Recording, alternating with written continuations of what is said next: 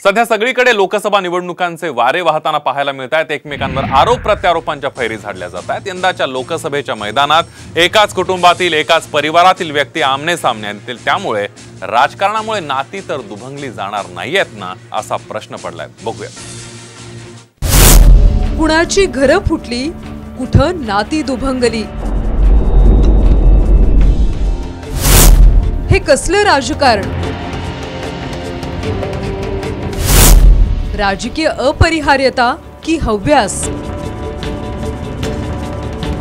नात्या नात्यांमधल्या लढती महाराष्ट्राच्या राजकारणाला काही नवीन नाहीयेत। या लोकसभा निवडणुकीतही अशाच काही लढती पाहायला मिळणार आहेत।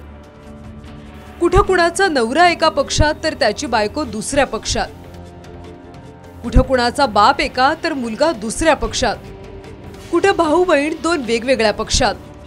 एकाच कुटुंबातली माणसं वेगवेगळ्या पक्षात राहून राजकारण करतायत। लोकसभेच्या राजकीय आखाड्यात अशीच काही नाती आमने सामने येणार आहेत। मुंबईत गजानन कीर्तिकर आणि अमोल कीर्तिकर या बाप बेट्यात कटुता आलीय। बाप शिवसेना शिंदे गटात तर मुलगा शिवसेना ठाकरे गटात। मुलगा अमोल कीर्तिकर मुंबई उत्तर पश्चिम मधून ठाकरे गटाकडून उभा राहिलाय। आता शिवसेना शिंदे गटाने या जागेवर मुलाविरुद्ध बापाला उभं करू नये म्हणजे मिळवली। तिकडे धाराशिव मध्येही दीर भाऊजे आमने सामने आलेत। धाराशिव मधले राजे निंबाळकर आणि पाटील या दोन घराण्यातली कौटुंबिक आणि राजकीय संघर्ष सर्वश्रुत आहे। आता ओम प्रकाश राजे निंबाळकर विरुद्ध अर्चना पाटील म्हणजे दीर भाऊजे अशी लढत होणार आहे। तिकडे बारामतीमध्ये तर पहिल्यांदाच थेट पवार विरुद्ध पवार अशीच लढत होणार आहे।